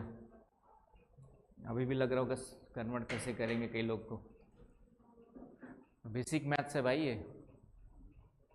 क्या अच्छा हो जाएगा, चलिए करना और बताना कल। एनीवे, अब यहाँ पे इसका इंसोलेशन पे इम्पैक्ट देखिए, तो सीधा सा कॉमन सेंस है। क्या कॉमन सेंस है बताओ? तो अपसौर में सूर्यताप की स्थिति क्या हो जाएगी? अपसौर में अपीलियन में कम हो जाएगी मेरे भाई, दूर चला गया ना, हैं? हाँ, एपिहेलियन में इंसुलेशन क्या हो जाएगा कम हो जाएगा। और ये कितना कम होता है? 7% कम हो जाता है। डेटा लिख लो बस। ये अपसौर की स्थिति में सूर्य ताप की स्थिति कितनी कम हो जाती है? 7% कम हो जाती है। अपसौर की स्थिति में सूर्यताप 7% कम हो जाता है, और पेरिहेलियन में 7% बढ़ जाता है। हाँ, मतलब हाँ वो एवरेज ही है 7%। ओवरऑल इंसुलेशन क्या हो जाएगा, पूरे ग्लोब का निकालेंगे तो एवरेज ही है कि नहीं। इंसुलेशन आपका जो है बढ़ जाता है। क्लियर है? ये तो कॉमन हो गया कि दूर अपसौर मतलब अधिक डिस्टेंस पे चला गया तो इंसुलेशन कम हो गया, लेकिन डेटा भी याद कर लें कितना कम हो जाता है। अनुमान लगाया गया है 7%, और पास आ गया तो इंसुलेशन बढ़ गया। कितना बढ़ जाता है? लगभग 7% इंसुलेशन ज़्यादा होता है। कोई डाउट, कोई कन्फ्यूजन? चले आगे। अभी और एक थोड़ी सी पिक्चर बाकी है, उसको भी देखते हैं, है ना। एपिहेलियन और पेरिहेलियन, ये है 4 जुलाई, ये आपका 3 जेन। अब यहाँ पे देखिए जुलाई में नॉर्दर्न हेमिस्फीयर में क्या होता है? समर। सदर्न हेमिस्फीयर में इसका उल्टा हो जाएगा यहाँ पर, नॉर्दर्न हेमिस्फीयर में और सदर्न हेमिस्फीयर में। नॉर्दर्न हेमिस्फीयर में जनवरी में विंटर और सदर्न हेमिस्फीयर में समर, राइट? आ रही बस समझ में? पहले तो इतना समझ लो। अब इसी को नॉर्दर्न और सदर्न सेंस में बनाएगा तो क्या लिखोगे? सोचो कि एपिहेलियन में हमने क्या लिखा? 7%। एपी मतलब सूर्य दूर चला गया तो इंसोलेशन क्या हो गया हमारा? 7% कम हो गया। और इसमें जो है सूर्य पास आ गया तो 7% इंसोलेशन हमारा क्या हो गया? बढ़ गया, प्लस हो गया, इसमें माइनस हो गया। ये तो पढ़ लिया हमने। अब इसका नॉर्दर्न और सदर्न हेमिस्फीयर पे क्या इम्पैक्ट पड़ेगा? तो नॉर्दर्न हेमिस्फीयर में समर का सीजन है और सूर्य हमसे दूर चला गया, तो समर जितनी लगना चाहिए जितनी हमें गर्मी लगना चाहिए, नॉर्दर्न में हम लोग हैं इसलिए हम बोल रहा हूँ, समझ रहे ना भाई? हम लोग नॉर्दर्न, इंडिया किस में आता है? नॉर्दर्न हेमिस्फीयर में। तो जितनी हमें गर्मी लगना चाहिए, मतलब जितनी अभी गर्मी लगती है उससे 7% गर्मी आपको क्या लगती है? कम लगती है। तो भगवान को धन्यवाद दो कि नॉर्दर्न हेमिस्फीयर में हो तुम लोग, तो 7% गर्मी और ज़्यादा झेलना पड़ता। आया समझ में? 7% गर्मी हमारे को क्या हो जाती है? कम लगती है। समझ गया ना भाई? और सदर्न हेमिस्फीयर को यहाँ पे उल्टा हो जाता है, सूर्य दूर चला गया तो ठंडी उनको 7% ज़्यादा लगती है, सर्दी विंटर ज़्यादा लगेगी 7% प्लस। इसका उल्टा हो जाएगा जनवरी के महीने में। सदर्न हेमिस्फीयर में 7% गर्मी उनको फिर से ज़्यादा लगेगी, तो हम लोग फायदे में थे, गर्मी कम लग रही थी, इसलिए ऑस्ट्रेलिया वाले ज़्यादा कपड़े खोल करके गर्मी के दिनों में बीच पे जाते हैं ठीक है ना? बीच में वहाँ पे फंक्शन, इस बार जो हुआ था ना कांड, आपका जो बीच में फंक्शन ही मना रहे थे उन लोग कुछ, हाँ, बॉन्डी बीच में जो कांड हुआ था, तो यहाँ पे 7% गर्मी अधिक हो गई इनके लिए प्लस। और विंटर हमारे लिए फिर फायदेमंद होता है कि जनवरी में हमारे विंटर होता है, सूर्य भी पास आ गया, तो हमें सर्दी जो है 7% सर्दी कम लगती है। तो ये स्टेटमेंट बनाया हुआ है, यूपीएससी ने पूछा है कॉन्सेप्ट बेस पे कि जनवरी के महीने में उत्तरी गोलार्ध में 7%, डेटा नहीं भी दिया होगा तो सर्दी कम लगती है, दक्षिणी गोलार्ध में सर्दी ज़्यादा लगती है। अब सोचोगे ऐसा क्यों होगा, वो तो कॉन्सेप्ट क्लियर नहीं होगा तो नहीं सोच पाओगे। अब समझ लोगे, निकाल लोगे आंसर ऐसा क्यों हो रहा है। तो यहाँ तक किसी को समस्या है तो बताएं। क्लियर हो गया?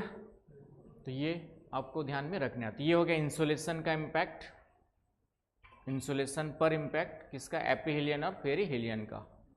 तो ये इसका भी संबंध पृथ्वी के रिवॉल्विंग मोशन से है कि revolving, during the revolving of sun, year में एक बार मैक्सिमम डिस्टेंस और एक बार मिनिमम डिस्टेंस पे सन और अर्थ की पोजीशन बन जाती है। क्लियर? कोई डाउट, कोई कन्फ्यूजन है ना? यहाँ पे लग रहा है सब अच्छे से, लेकिन ध्यान से बाद में जाके घर में पढ़ना, रिवीजन करना और सोचना जरूर। सोचोगे तब जाके दिमाग में अच्छे से कंसोलिडेट होगा, तब जा कर के चीज़ें एग्ज़ाम में गलत नहीं होंगी। हाँ, पोल्स में आ जाए वही नॉर्दर्न हेमिस्फीयर, सदर्न हेमिस्फीयर में तो ठंडी में, अब जैसे 6 महीने का दिन है जहाँ पे इंसोलेशन ज़्यादा रहेगा, अब जहाँ 6 महीने का रात ही रात है तो इंसोलेशन ऐसे ही कम हो गया। तो विंटर समर के साथ साथ वही पोल वाली कंडीशन भी आ जाएगी, जहाँ विंटर है तो वहाँ पे पोल्स में नाइट है तो और ज़्यादा ठंडा हो गया। उस कंटेक्स्ट में जोड़ लीजिए उसको, ठीक है? चलिए, ये हो गया आपका। फिर कौन सा पॉइंट बच गया था? पारदर्शिता बता दिया था। और अब आते हैं सौर कलंकों की संख्या, सन स्पॉट्स। तो ये फिर से क्या है देखेंगे। सन स्पॉट्स सबसे पहले समझना पड़ेगा। नंबर ऑफ सन स्पॉट्स का क्या इम्पैक्ट पड़ता है? नंबर ऑफ सन स्पॉट्स का क्या इम्पैक्ट पड़ता है? तो जो नए बच्चे बिना लाइन वाली कॉपी ले लेंगे, क्योंकि एग्ज़ाम में बिना लाइन वाली कॉपी में ही लिखना होता है। और उसको फेयर और रफ का झंझट नहीं पालना है, क्लास में ही आराम से फेयर ही करने हैं। घर जाके उसको जितने बार पढ़ सकते हो पढ़ना है, समझना है, सोचना है, ठीक है। नहीं तो फिर बच्चे जाके क्या करते हैं, कॉपी ले लेंगे यहाँ की, फिर उसको उतारेंगे, और जब उतारते हैं तो फिर उस समय याद नहीं होता, वो फिर से पूरा फोकस हमारा लिखने पे रहता है, और साफ लिखने को उसके पूरा साफ लिखने पे रहेगा, तो फिर दिमाग में याद फिर से नहीं होता है। तो इसलिए बेटर है कि वहाँ जाके 2 बार 3 बार पढ़ के पढ़ो, सोचो, पढ़ो, सोचो। हाँ, लिखना है तो फिर बिना देखे लिखो, यानी एक बार पढ़ लिया फिर बिना देखे कि सर ने आज क्या क्या पढ़ाया, एक बार सोचो सुबह से 2-1.5 घंटे में क्या क्या पढ़ाया, तो उसको सोच करके फिर बिना देखे लिखने की कोशिश कर सकते हो। और दूसरा तरीका, खुद लिखो तो मन नहीं करता है, किसी को बुला के सुना दो ना, 2-3, इसलिए मैंने कहा ना कुछ ग्रुप स्टडी जो होती है, ग्रुप स्टडी, उसका फ़ायदा ले सकते हो। ग्रुप लेकिन बनता नहीं है, तो ग्रुप स्टडी में क्या है कि 3 दोस्त मिले, XYZ, तीनों में अच्छी पढ़ती हो, तीनों में ट्यूनिंग अच्छी हो, तीनों पर तैयारी करने वाले हो। ये तो पता चल रहा है कि 2 पढ़ने वाले आ गए, तीसरा गप्पे सप्पे मारने वाला आ गया, तो इम्पैक्ट किसका ज़्यादा रहेगा, किसका ज़्यादा रहेगा? गप्पे सप्पे मारने वाले का इम्पैक्ट ज़्यादा होता है। नेगेटिव का इम्पैक्ट हमेशा, है ना, मतलब ऐसे देखेंगे तो बुराई का इम्पैक्ट अच्छाइयों पे ज़्यादा रहता है। वो बात अलग है कि बाद में जितनी अच्छाई ही कहा जाता है, लेकिन थोड़ी देर के जीतता हुआ तो कौन दिखाई देता है आपका, बुराई दिखाई देती है।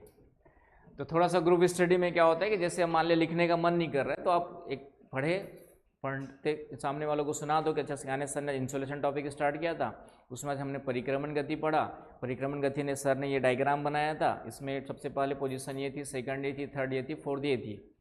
इससे क्या होगा, लेकिन जब सोचने बैठोगे तो सिर्फ पढ़ाई सोच लो उतना ही, वो भी इम्पोर्टेंट है, नहीं तो सोचने बैठते फिर दिमाग पढ़ाई के अलावा फिर कहीं और चला गया, जिसका फोकस से कंसंट्रेशन नहीं होता, उनके साथ ये मेरे साथ होता था, ठीक है, और बहुत सारे बच्चों के साथ भी होता है। तो वो आप लोग को देखना है। कई लोग का फोकस अच्छा रहता है, उनका दिमाग नहीं भटकता है। तो दिमाग कब नहीं भटकेगा, जब आप पूरी तरह से क्या होंगे, पढ़ाई के अलावा दूसरी चीज़ों पे ध्यान नहीं देंगे। समझ में आया? चलिए सबसे पहले आते हैं सन स्पॉट्स के बारे में। तो सूर्य के बारे में तो जानते ही सभी लोग, बता भी दिया था मैंने। तो सूर्य में भी जो है कभी कभी काले काले धब्बे, ब्लैक स्पॉट्स बन जाते हैं। क्या बन जाते हैं? काले धब्बे दिखाई देते हैं,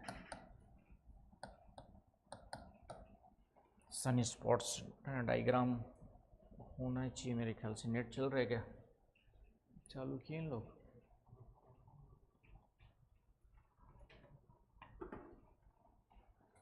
चलिए देखना, ध्यान दिलाना पड़ेगा इन लोग को। ब्लैक स्पॉट्स बीच में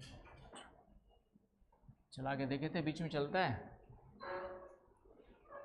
नहीं चलता है, ठीक है। इसको याद दिला देना यार किशन को यार आज। ब्लैक स्पॉट्स, तो ब्लैक स्पॉट्स जो है आप मोबाइल में देख लेंगे तो काले काले धब्बे बनते हैं। तो सूर्य पे कभी कभी क्या होता है,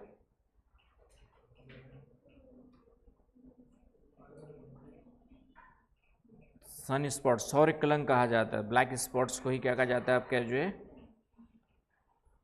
सौर कलंक कहा जाता है। चेहरे पे काले धब्बे दिखा रहा है ठीक है, इस तरीके से आपका क्या दिखाई देते हैं आपका जो है ब्लैक स्पॉट्स। तो उसे ही क्या कहा जाता है आपका जो है सन स्पॉट्स कहा जाता है। तो सौर कलंक का मतलब हो गया सूर्य पे दिखाई देने वाले काले, या सूर्य पे बनने वाले, क्योंकि परमानेंट नहीं होते हैं, ये अस्थायी होते हैं, कुछ समय के लिए होते हैं, टेम्परेरी होते हैं। ये क्या होते हैं आपके, टेम्परेरी होते हैं। ये क्या होते हैं आपके जो है टेम्परेरी होते हैं, कुछ समय के लिए होते हैं। कुछ समय के लिए क्यों होते देखेंगे। लेकिन ये सन स्पॉट जो होते हैं, यह देखा कि अभी तक अध्ययन के द्वारा मैक्सिमम 100 तक जा गए हैं। अब ये प्रकृति का है, 100 से ज़्यादा अभी तक दिखाई नहीं दिए, और मिनिमम फिर जा कर के 0 हो जाते हैं। मिनिमम कितने हो जाते हैं, 0, 0। तो एक भी नहीं होते और बढ़ करके मैक्सिमम कितने हो जाते हैं। और ये जो है 11 वर्षों के अंतराल में होते हैं। 11 वर्षों में एक चक्र चलता है इनका। 11 वर्षों में एक बार मैक्सिमम और एक बार मिनिमम। तो इसको हम लोग कहते हैं सन स्पॉट साइकिल, सौर कलंक चक्र कहते हैं।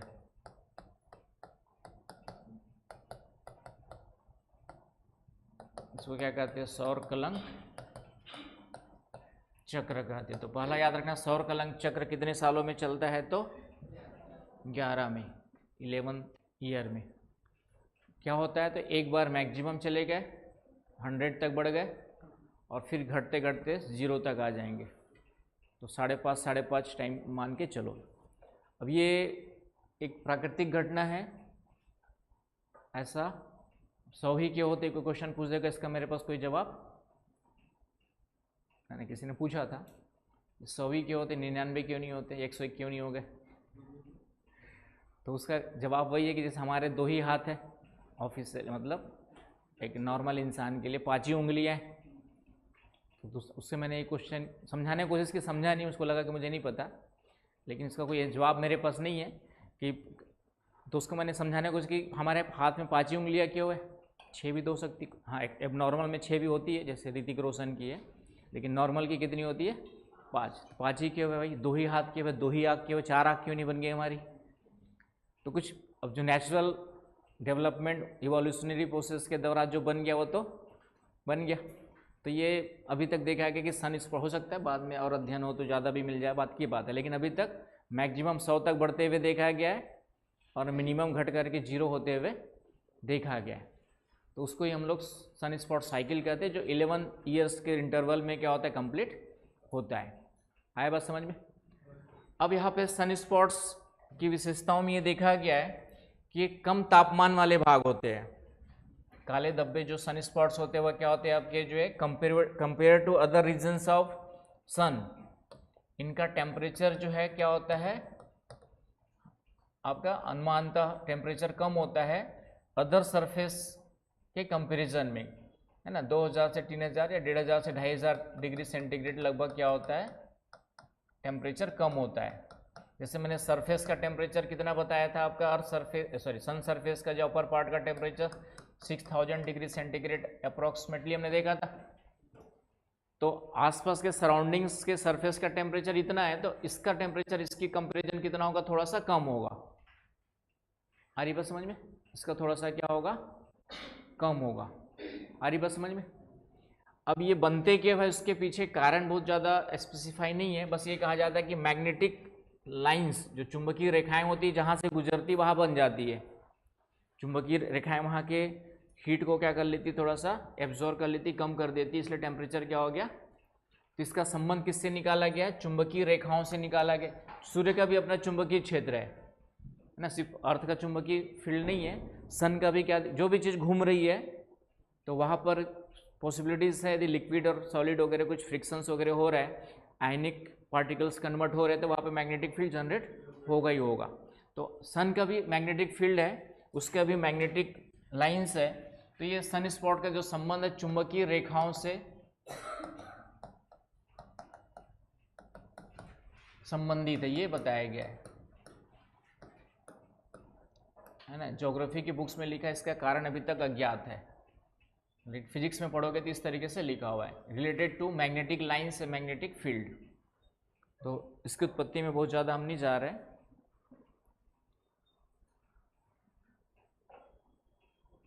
तो कभी आ जाए कि सन स्पॉट्स क्यों बनते हैं, तो मैग्नेटिक लाइंस जहाँ से गुजरती है, पासेस होती है ना, passes through the magnetic lines passes through the surface of sun, उस रीजन्स में टेम्परेचर थोड़ा क्या हो जाता है, कम हो जाता है, and it converts as a sun spots. यानी कभी आ जाए क्वेश्चन तो एक लिख लीजिए वहाँ पे कहीं पे कि सन स्पॉट्स जो बनते हैं उसका संबंध है चुंबकीय रेखाओं के गुजरने से।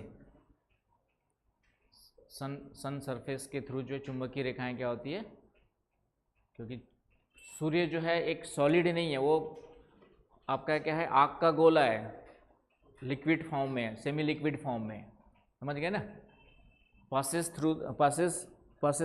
Passing of magnetic lines through the surface of sun, सूर्य की सतह से चुंबकीय रेखाओं के गुजरने के कारण। इतना बस पॉइंट लिख लो, कभी कहीं कारण वगैरह पूछ दे तो उससे 4 ऑप्शंस रहेंगे, उसमें से ये पॉइंट्स को मिलाने की कोशिश करना। आया समझ में? यहाँ तक कोई संभावना, कोई कन्फ्यूजन? चलिए, तो अब यहाँ पे इसका इम्पैक्ट इंसुलेशन पे क्या पड़ता है वो हमको देखना है। तो कॉमन सेंस क्या कहता है कि सन स्पॉट्स मैक्सिमम होंगे तो इंसुलेशन क्या हो जाएगा, कम हो जाएगा, बढ़ जाएगा? कॉमन सेंस तो कहता है कम हो जाएगा, कम हो जाएगा कहता है, लेकिन उल्टा है, मैक्सिमम रहेंगे तो इंसुलेशन बढ़ जाता है। नहीं, हाँ वो कारण बताता हूँ, उसका कारण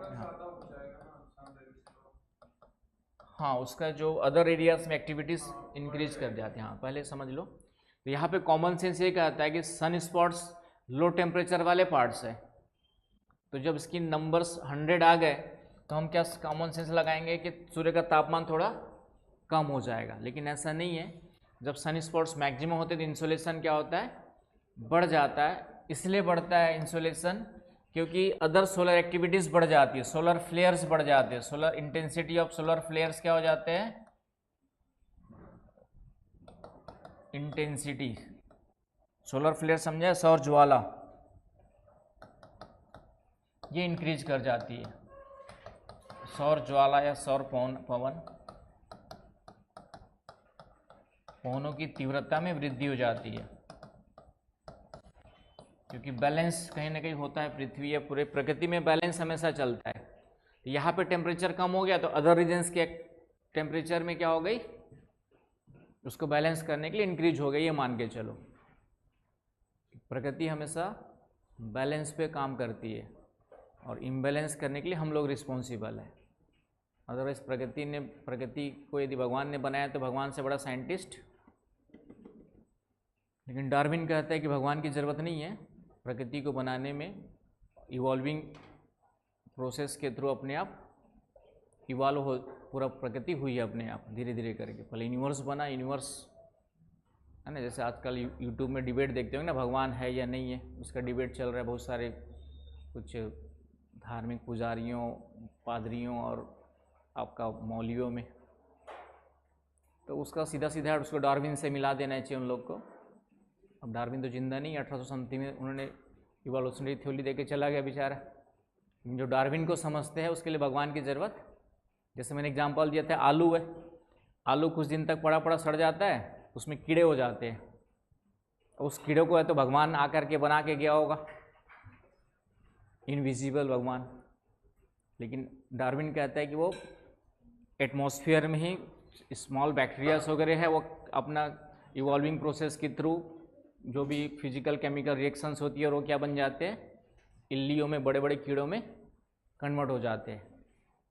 सोचते हो, कभी सोचोगे तो कभी गौर किया कि वो आलू के अंदर कीड़े कहाँ से आ गए अचानक से? जैसे मैं एक बार बड़ा सा मस्त, 2 बार ऐसा हुआ मेरे साथ, अमरूद लिया, बाहर से मस्त शानदार दिख रहा था ठीक है, और उसको जैसे ही, हालांकि उसमें मैं कटवाया भी नहीं था, ऐसे ही खाना स्टार्ट किया और जैसे 1-2 बाइट खाई तो इतनी बड़ी इल्ली बाहर दिखाई दी। और बाहर से कहीं पर भी कोई स्पॉट नहीं है कि अंदर इल्ली का कोई सबूत मिलता हो। तो उस अमरूद के अंदर इल्ली कहाँ से आई होगी? बाहर से कोई छेद छाद नहीं है, पूरा अच्छे से देख दाख के लिया था। तो ऐसा एक बार ये हुआ और एक बार सीताफल खरीदा था, वो भी हाइब्रिड वाले जो होते हैं ना, वो वाले। तब से मैंने हाइब्रिड वाला सीताफल और हाइब्रिड वाले जो बड़ी वाली अमरूद होता है ना, उससे लेने का मन ही खत्म हो गया समझ गए? तो वो इल्ली कहाँ से, सीताफल भी पूरी तरह से बाहर से मस्त था, लेकिन जैसे ही उसको आधा खा चुका था उसके बाद दिखाई दिया सोचो मेरी क्या स्थिति हुई होगी वो भी छोटी मोटी होती है, बड़ी सी ठीक है। तो वो अंदर कहाँ से आई होगी? तो कहीं ना कहीं अंदर ही कुछ ऐसे प्रोसेस हो रही है जो अपने आप वो इल्ली या कीड़े क्या हो गए आपके जनरेट हो जाते हैं। उसको कोई भगवान वगवान ना करके बना के नहीं जाता है। तो एक प्रकृति में ही एक ऐसी चीज़ें चल रही है जो अपने आप इवॉल्विंग कुछ मरते हैं, कुछ अपने आप जन्म लेते हैं, कुछ नष्ट होते हैं, फिर नई प्रजातियाँ बनती है, सब प्रकृति का पार्ट। डार्विन ने इसी को इवोल्यूशनरी थ्योरी कहा हुआ है आपका जो है। तो पूरा यूनिवर्स ही ऐसे बना हुआ है, किसी भगवान ने बैठ करके ठोक पीट करके नहीं बनाया है। तो उसके लिए लेकिन अब है तो अब उसी को, प्रकृति को भगवान मान लो कई बार, मान नहीं तो प्रकृति ही क्या है आपका, भगवान है, जो अपने आप विजिबल तरीके से क्या कर रही है, काम कर रही है। एनीवे तो यहाँ पर सौर कलंक मैक्सिमम होंगे तो इंसोलेशन बढ़ जाएगा, ठीक है। सौर कलंक मिनिमम हो गया तो 0 तक जाएंगे तो इंसोलेशन क्या हो जाएगा आपका, कंपैरेटिवली कम हो जाता है, क्योंकि ये जो एक्टिविटीज़ है वो कम हो जाती है और इस तरीके से इंसोलेशन कम हो जाता है। तो बस इतना याद रखना है। तो यहाँ पर आप लोगों को समझ में आ गया सन स्पॉट्स क्या होते हैं। सन स्पॉट्स 11 ईयर में 11 सालों में एक बार मैक्सिमम एक बार मिनिमम होते रहते हैं, और उसके कारण से इंसोलेशन भी क्या होता है, चेंज होता है। मैक्सिमम होगा तो इंसोलेशन भी मैक्सिमम हो जाता है, मतलब डायरेक्टली प्रोपोर्शनल लिख लो। सौर कलंकों की संख्या का डायरेक्टली प्रोपोर्शन है आपके जो है इंसोलेशन से रिलेशन है। आया समझ में? तो ये याद रख लेना तो आपका काम हो जाएगा, ये क्वेश्चन आया हुआ है। चलिए, तो ये हो गया आपका प्रभावित करने वाले कारक में। और लास्ट हमारा है स्थल और जल का वितरण। तो स्थल और जल के वितरण का भी प्रभाव, ये लैंड है मान लेते हैं और ये पानी है। तो इंसोलेशन तो वैसे देखेंगे तो दोनों में यदि समान डाला जाए तो टेम्परेचर डिफरेंस आएगा, लेकिन कहीं ना कहीं जो है स्थल का इंसोलेशन रिसीविंग ज़्यादा होगा, क्योंकि पानी में अंदर तक जाएगा तो इसकी इंसोलेशन रिसीविंग थोड़ी सी क्या हो जाएगी आपकी, वाटर की कम हो जाएगी। आ रही बात समझ में? क्योंकि पर यूनिट ऑफ एरिया यहाँ पर सेम इक्वल सन रेज पड़ रही है, लेकिन रिसीविंग किसकी ज़्यादा होगी, पर यूनिट ऑफ एरिया की बात करेंगे तो लैंड की, क्योंकि इसमें स्प्रेड हो रही है, किरणें फैलती है पानी में, और इस तरीके से इंसुलेशन थोड़ा सा इसमें क्या हो जाएगा, कम हो जाएगा। इसलिए पानी धीरे धीरे गर्म होता है, धीरे धीरे ठंडा होता है, और तेज़ी से गर्म होता है, तेज़ी से ठंडा होता है। तो लैंड एंड वाटर का डिस्ट्रीब्यूशन भी जो है आपका क्या करते हैं, इंसुलेशन को इम्पैक्ट करेगा। लैंड एंड वाटर डिस्ट्रीब्यूशन भी इम्पैक्ट करता है। आया समझ में कैसे करता है? आ रहा है ना समझ में? क्योंकि ये अपर सरफेस को ही गर्म करेगा तो इंसुलेशन यहाँ अपर सरफेस में ही पड़ेगा, ज़्यादा हो गया अंदर तक गहराई में जाएगा तो कम हो जाएगा। तो these are the factors which affects the insolation. तो जो भी क्वेश्चंस आए होंगे इंसुलेशन से वो बना करके आना है, और इसका महत्व क्या है तो समझ ही लेंगे। सूर्यताप के बिना हमारा काम, तो इसका यही है कि पूरा पृथ्वी पर जीवन इसी के कारण संभव है। इंसुलेशन नहीं होता तो जीवन संभव, लाइफ पॉसिबल नहीं होती है कि नहीं। और इंसुलेशन के कारण से एटमॉस्फेयर का जो टेम्परेचर है वो मेंटेन्ड है, एटमॉस्फेयर टेम्परेचर बना हुआ है आपके जो। तो ये सब इंसुलेशन के कारण से, इंसुलेशन के कारण से ही हवाएं चलती है, टेम्परेचर डिफरेंस होता है, टेम्परेचर डिफरेंस से विंड्स वगैरह की उत्पत्ति होती है, विंड्स जनरेशन में काम आते हैं, हवाओं की उत्पत्ति भी इनके कारण से होगी। आया समझ में? तो इस तरीके से मेन आपका सोर्स ही एनर्जी का इंसुलेशन, इसीलिए हाँ वेजिटेशन के साथ यदि डाला हुआ है, छोटा मोटा लोकल फैक्टर्स है, तो वेजिटेशन ज़्यादा होगा तो इंसुलेशन कम होगा ना, इन्वर्सली हो जाएगा, क्योंकि इंसुलेशन को आने से नीचे तक रोकेगा, सरफेस तक आने से क्या करेगा, इन्वर्सली प्रोपोर्शनल टू वेजिटेशन, वनस्पति। ये तो कॉमन है। इसलिए घने जंगलों में तापमान थोड़ा कम होता है, पेड़ पौधे कम, घर में जितने ज़्यादा रहेंगे घर का टेम्परेचर उतना ही कम रहेगा, लेकिन हम पेड़ पौधे काट ही देते, बेचारों को सबसे पहले शहीद करते, क्योंकि आगे बस समझ में। चलिए, तो ये आपका इंसुलेशन वाला टॉपिक कंप्लीट हुआ। इसी से रिलेटेड कल टॉपिक देखेंगे तापमान टेम्परेचर वाला, और ये टॉपिक आपका ऑप्शनल में भी है, जीटीएस सिलेबस में डायरेक्टली नहीं है, ऑप्शनल के सिलेबस में नहीं लिखा है, लेकिन आपका ऑप्शनल के सिलेबस में लिखा है ताप कटिबंध। क्या लिखा हुआ है? विश्व के ताप कटिबंध लिखा हुआ है। Temperature belts of earth world, earth या वर्ल्ड, ये सिलेबस में लिखा है ऑप्शनल के। तो चूंकि यहाँ टेम्परेचर से रिलेटेड है तो इसकी शुरुआत कहाँ से होती है, इंसोलेशन से होती है। तो इनडायरेक्टली टेम्परेचर बेल्ट में इंसोलेशन भी आपको पढ़ना है और वो भी क्वेश्चन आया भी है। हाँ बताओ।